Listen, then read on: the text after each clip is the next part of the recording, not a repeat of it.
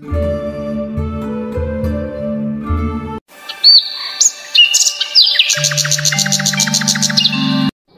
গো গিন্নি, কিছু কি রান্না করো নাই আজকে?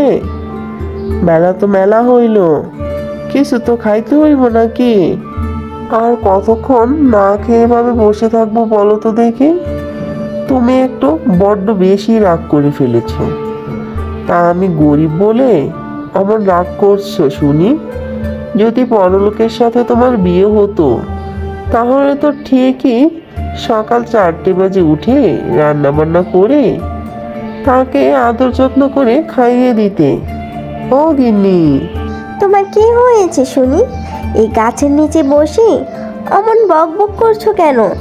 তোমার কি কোনো খেতে কাজ নেই? গিন্নি, তুমি তো আমাকে খেতেই দিচ্ছ না, তাহলে আমি কাজে যাব কি করি? সেই তো সকাল থেকে মুখটা ভার করে বসে আছো, আমার সাথে একটুখানি কথাও বললে না তুমি। তা বলি, আমি কি কথা বলবো তোমার সাথে? ঘরে কি কিছু আছে রান্না বান্নার? আর তোমাকে আমি খাইয়েই বা কি দিব বলো? আমারই কপাল পোড়া। তোমার অভাবের সংসারে আমার বিয়ে হয়েছে, আজ পর্যন্ত পারলাম না কোনো দামি কিছু ব্যবহার করতে। পাড়ার সব মেয়েদেরই ভালো ভালো জায়গায় বিয়ে হয়েছে, তারা স্বামী সংসার নিয়ে কতই না সুখী আছে।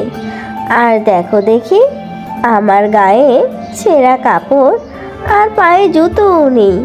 তাহলে আমি মুখ ভার করে রাখবো না তো কে রাখবে শুনি?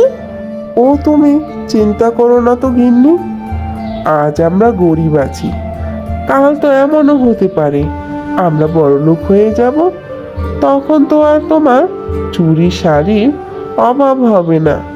এখন দাও তো, পান্তা পুরো থাকলে একটু চট করে খেয়ে গরুগুলোকে মাঠে চড়াতে যাই।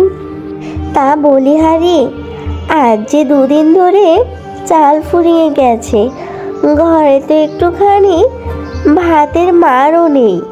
এই দুদিন তো তোমাকে আমি নিজে না খেয়ে পান্তা ভাতগুলো তোমার জন্য রেখে দিয়েছি, আর এখন তুমি আমার কাছে আবার পান্তা চাচ্ছ? আমি কোথা থেকে পাবো বলো? এখন যাও, গরু চড়িয়ে কিছু টাকা নিয়ে আসো, না হয় বাজার করে নিয়ে আসো। আমার বাপু এমন করে থাকতে আর একদমই ইচ্ছে করছে না।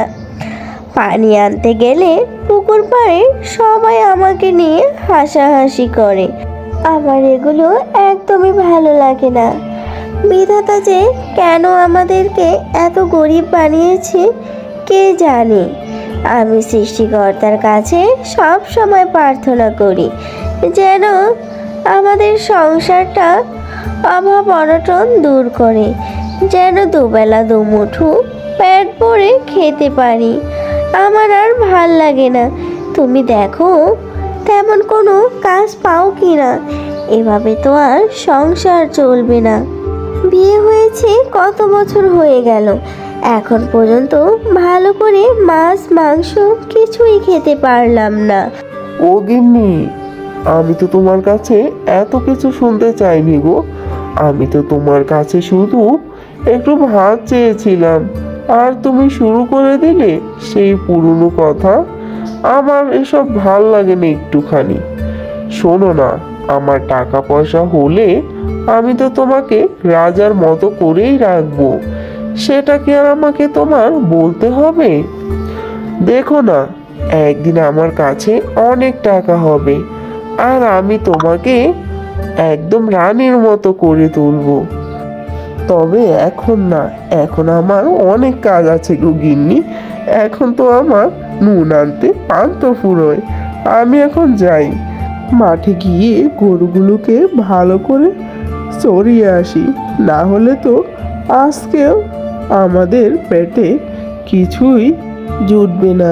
আমি যাই গো গিন্নি, তুমি বরং বাড়িতেই থাকো।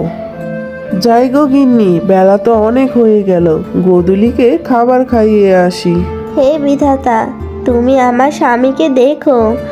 আমাদের তো সেই সম্বলটুকু এই গাভীটি, যেন গাভীটি দিয়েই আমাদের সংসারটা ভালোভাবে চলতে পারে।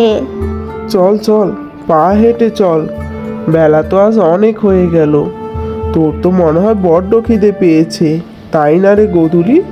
সামনে থেকেই বেশি করে ঘাস খেয়ে নিস, আমি ওই ছায়ায় একটু বসি গিয়ে। কিছুক্ষণ পর রাখাল গোধূলিকে নিয়ে ঘাস খাওয়াতে গিয়েছিল, কিন্তু হুট করে রাখালের চোখ বুজে যায়। আর ঘুম থেকে রাখাল উঠে দেখতে পায় তার গোধূলি সেখানে আর নেই। সে এদিক ওদিক সব জায়গায় গোধূলিকে খুঁজেছে, কিন্তু গোধূলিকে সে কোথাও খুঁজে পায়নি। তাই সে বড়বড়িয়ে কান্না করতে থাকে আর বলে, হায় খোদা, এ কি হলো আমার সাথে। তার কান্নাকাটি দেখে সেখানে এক পরী আসে, আর পরী এসে দেখে তাকে সব জিজ্ঞাসা করে। তখন রাখালটি তার দুঃখের কথা সবই বলে দেয়। আর পরী তার কথা শুনে বেশ কষ্ট পায় আর বলে, তুমি চিন্তা করো না, তুমি ওই বড় বট গাছ তলার কাছে গেলেই তুমি তোমার হারিয়ে যাওয়া গরুটি খুঁজে পাবে, আর তোমার সংসারে কোনো অভাবই থাকবে না। তার শুনেই সেই রাখালটি পরীকে ধন্যবাদ দিল আর বলল, আমাকে উপকার করার জন্য তোমাকে অসংখ্য অসংখ্য ধন্যবাদ পরী।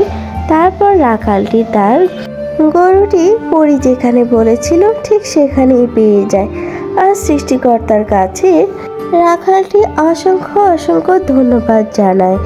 আর তারপর থেকে রাখালের সংসারে অভাব থাকে না, তার সংসারে সুখের ছায়ায় ভরে যায়।